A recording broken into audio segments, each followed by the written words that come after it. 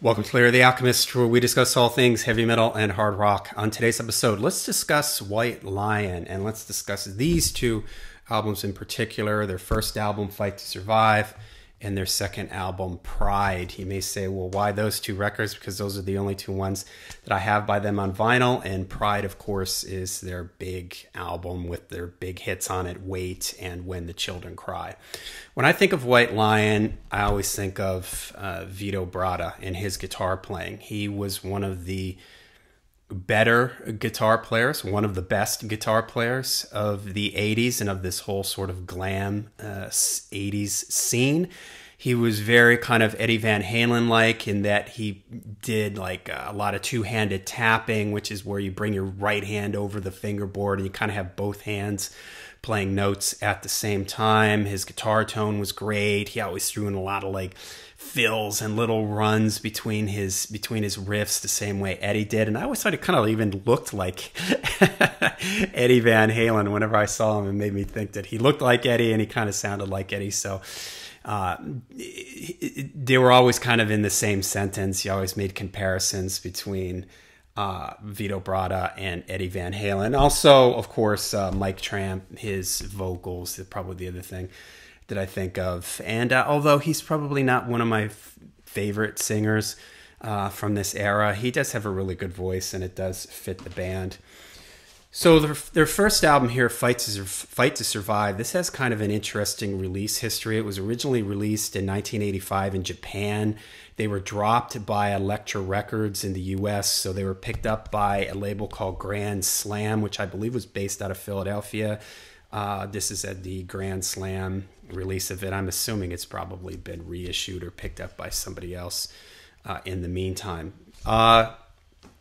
So the songs on this record, it's kind of uneven. It's a little disappointing. The mix on the record, it kind of sounds like a demo at times. Like it's inconsistent between songs.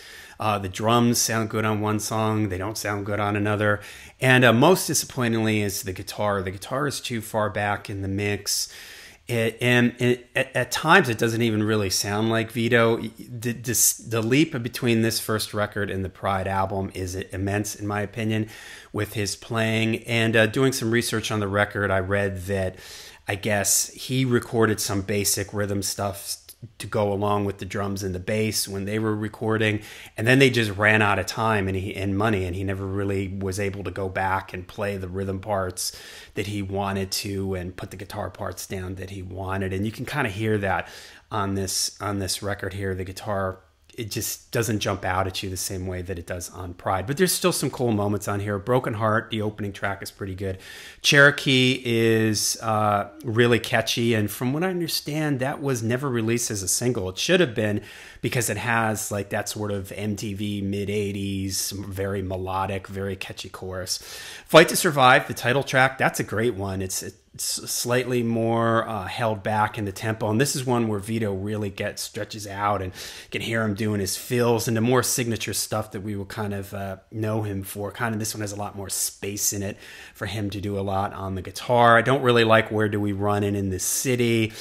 Side 2 starts off with probably the two heaviest songs on the record, All the Fallen Men and All Burn in Hell, and those two are really heavy and kind of makes you think that, you know, first album, a lot of times you see this with bands where they're trying different things and not really sure exactly where they're going to go, and that maybe they could have gone in a much heavier direction, and I think that they would have done well with it because those two songs are really good. The rest of the album is okay. Nothing particularly jumps out at me. The Road to Valhalla, cool, heavy sounding title, but it's kind of it's a ballad that, I don't know. It's okay. I guess it's kind of catchy. But overall, I find this one to be sort of inconsistent.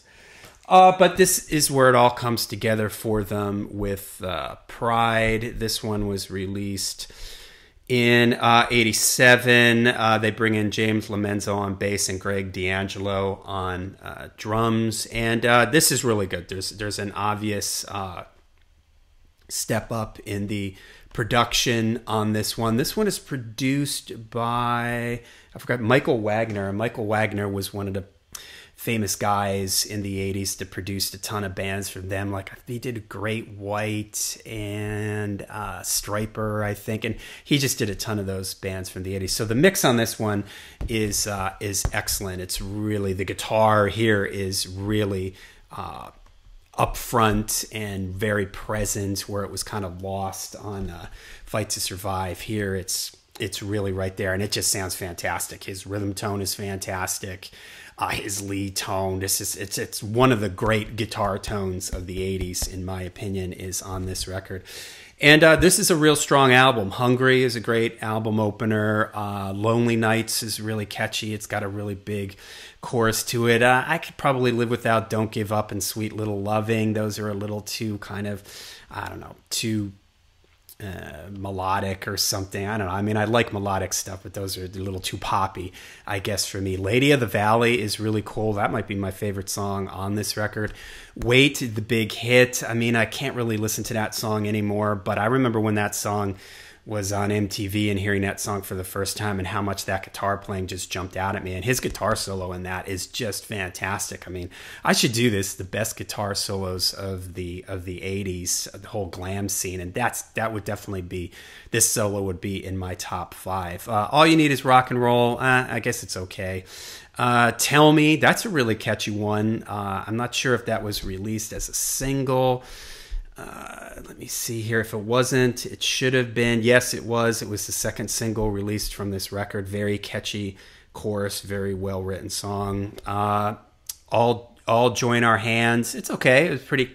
Another one that's really catchy. When the Children Cry. I kind of don't need to ever hear that song again. Maybe it's a little bit too much, but in the 80s, you needed to have a song like that to have some success, and that was a huge success for them. So a much better sounding album, a much more consistent album. From top to bottom, the songs are all to varying degrees good, catchy, melodic, and the guitar playing is just off the charts, fantastic. This is honestly the only 2 records I have by them. This is the only 2 albums that I know by them. I don't really know any of their other records, so maybe out there, if you're a fan of the band, you can comment on the records after this if they were any good or not. Let me know what you think of Vito Bratta's guitar playing. Was he one of the greats of the 80s glam scene? Let me know in the comments down below. Let me know what you think of these 2 records. Till we see you again, make sure you stay heavy, stay metal.